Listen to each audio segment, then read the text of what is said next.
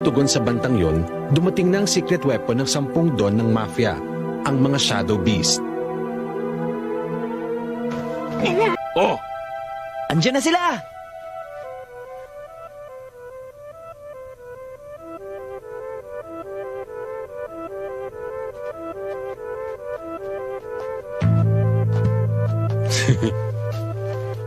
Hoy! Huwag kayong makikialam, ha?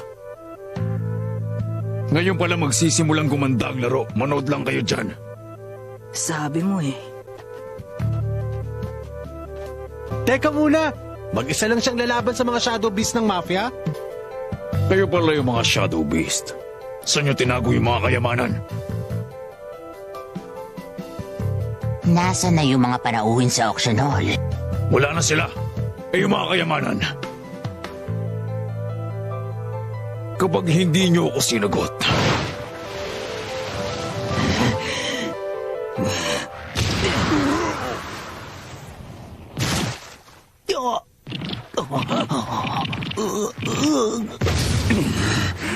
nagulat ako doon, ah.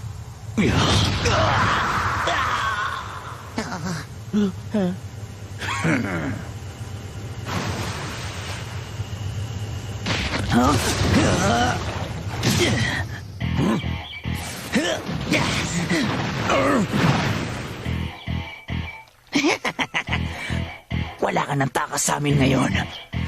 Mamili ka. Gusto mo magwakas ang buhay mo sa mga kamay ko sa ilalim ng lupa?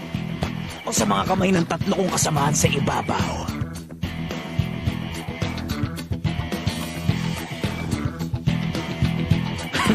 Nakakatawa.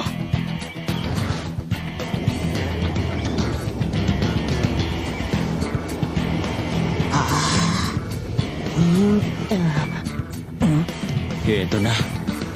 Nagsimula na magseryoso si Uvo. 4! Ikaw ang hindi makakatakas sa kamatayan!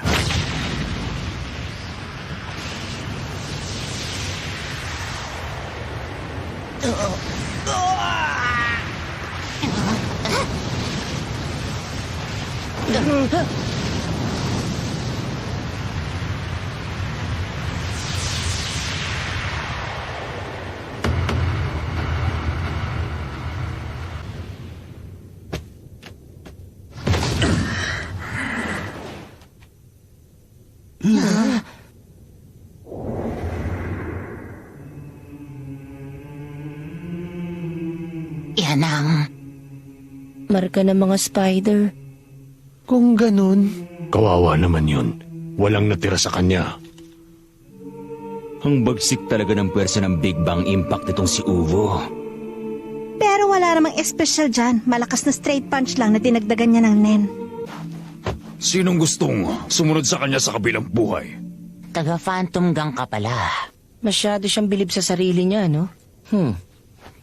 Ikaw ang ipapadala namin doon. Kaya magsimula ka ng magdasal. Ganyan nga. Gusto ko ng ganyan mapusok na kalaban.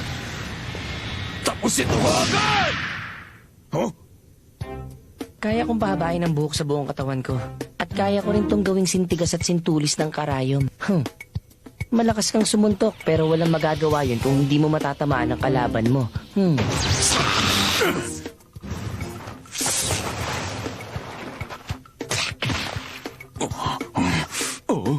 Nagawa nilang sugatan ng balat ni Uvogin sa pamamagitan lang ng buhok at ngipin nila. Magaling silang gumamit ng nila kung ganun. Saludo ako sa kanila. Gusto mo ng tulong, Uvo? Huwag kayong makialam sa amin.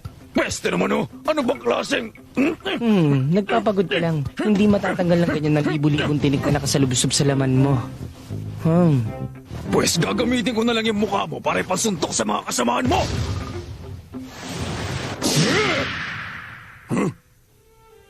Dahil nakokontrol ko ang pagtubo ng buhok ko, pwede ko rin itong palambutin na parang balahibo kung gusto ko.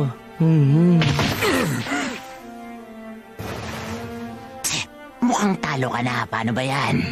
Kalokohan!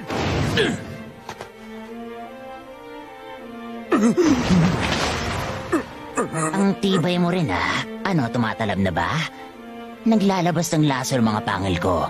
Oras na tamaan ka nito, hindi ka makakagalaw dahil mapaparelisa ka. Ikaw... Hindi ko pinarelisa ang leg at ulo mo nang sa ganon makaramdam ka pa rin ng takot at sakit. Kaya mag-enjoy ka lang. Kung nakamamatay na lasa ng ginamit niya, tapos na ang laban na yan. Malamang gusto niyang pahirapan ng mga biktima niya.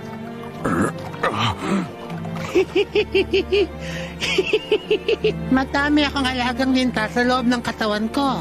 Iba't ibang uri at hindi mabilang sa dami. Dadaan sila sa butas ng sugat mo at papasok sa loob ng katawan mo. Regalo ko sa iyo ang mga espesyal na lintang yan. Mabilis silang mangingitlog sa loob ng bladder mo. Kayo na mga kaibigan mo. Nakakatirik. Madami sa mga biktima ng mga lintang to ang namamatay sa sobrang sakit. Oras na mapisa na ang milyong-milyong itlog nila. Dahan-dahang lalabas sa katawan mo ang mga baby.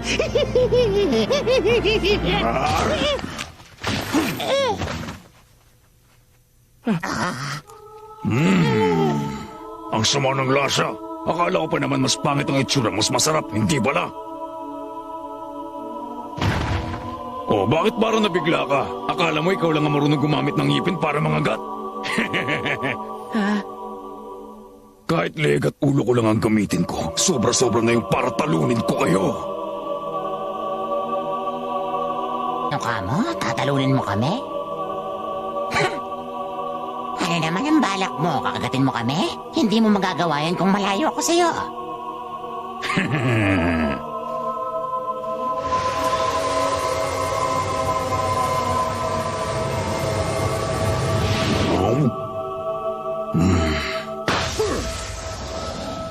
Bala? Hindi. Piraso ng bungo ni Liz na hinuya niya.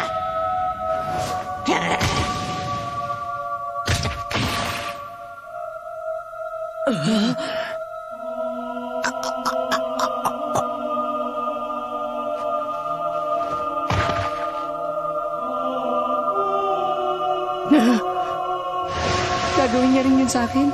Pero hindi yung gagana. Kayang pigilan ng buhok ko kahit anong uri ng projectile.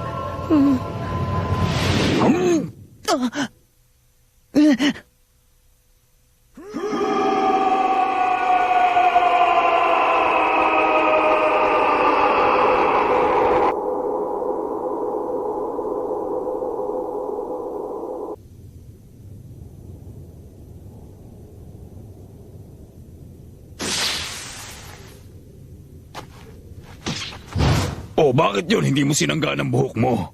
Ah, hindi mo na nga pala ako naririnig.